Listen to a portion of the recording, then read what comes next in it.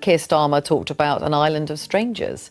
Do you think that there needs to be more done? He said we didn't want to become an island of strangers, and of course community cohesion and integration is important, and the government are taking steps to look at English requirements. But we absolutely can't lose sight of the contribution for decades that we have seen from immigration. I'm a Derby MP and really proud of that contribution, which isn't just in the NHS but also in our industries, and so. But I don't think anyone's necessarily arguing with that. Something is happening inside Britain, something deep, dividing, and impossible to ignore. For months, politicians and communities have been arguing about immigration, culture, and integration, but a new wave of statements has now pushed the debate into the spotlight like never before. Tonight, we break down the powerful claims, the rising tensions, and the uncomfortable questions that the government can no longer escape. Stay with me, because what you're about to hear might reshape how you see the future of the UK. The story begins with a simple but explosive idea: community cohesion is cracking,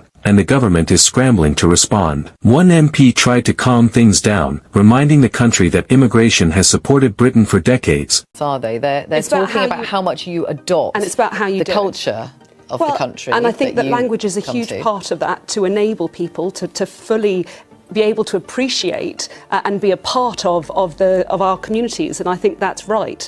But I certainly wouldn't want to see kind of pulling down, tearing down or emptying properties when we've had so little building of especially social housing and affordable housing for so long. And I'd much rather welcome, as I do, the 39 billion that we'll see to build more affordable and social housing. Alex, what do you mean? From the NHS to major industries across cities like Derby, she proudly defended the contributions migrants have brought. But beneath her words, something else was brewing, a worry shared by millions.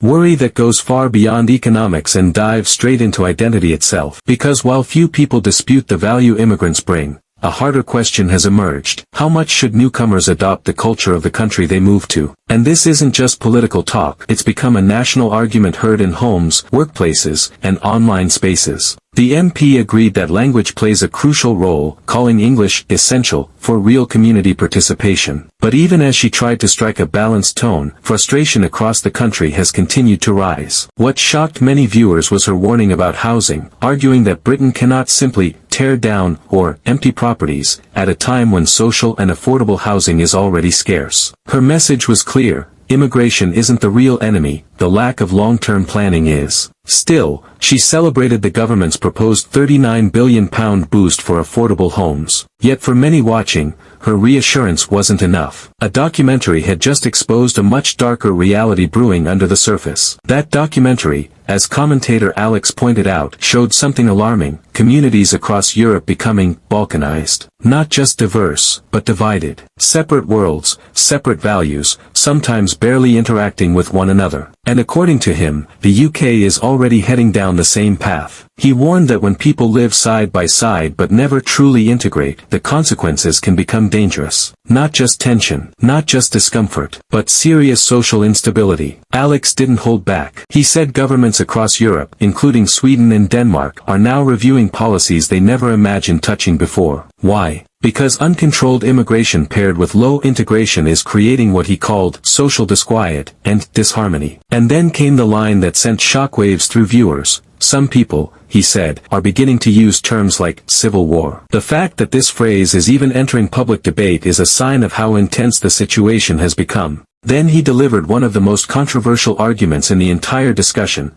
the need to defend national cultural values. He insisted that every country has its own moral code, traditions, and shared identity, and that protecting those things is not hatred or extremism but common sense. According to him, integration must be a two-way street. Newcomers contribute, but they also adopt the cultural norms that hold British society together. He went further, supporting policies like Denmark's ban on full face coverings. He argued that covering the face isn't just a personal choice, it's a barrier to communication and community bonding. If you can't make eye contact, he argued, how can you truly integrate? His comments sparked immediate backlash from some groups, but also strong support from people who feel political leaders have avoided discussing these issues honestly for too long. And through all of this, one theme kept rising to the surface: the English language. Both sides agreed, without the ability to communicate, people cannot connect, cannot integrate, and cannot build a shared future. Language, they said, isn't just grammar or vocabulary. It's the bridge between cultures. It's how neighbors become friends,